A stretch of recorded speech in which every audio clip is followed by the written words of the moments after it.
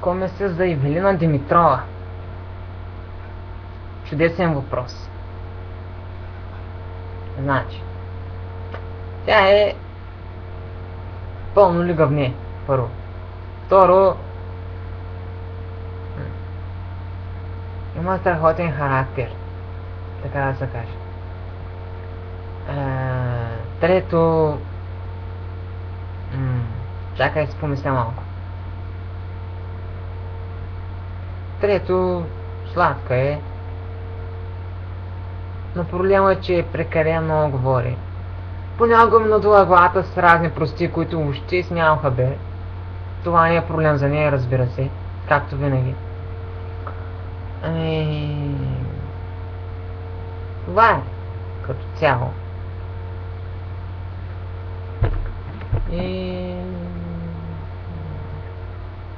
Чао.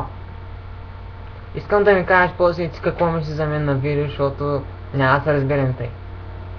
Да знаеш. Чуре? Чао. Чао. Чао.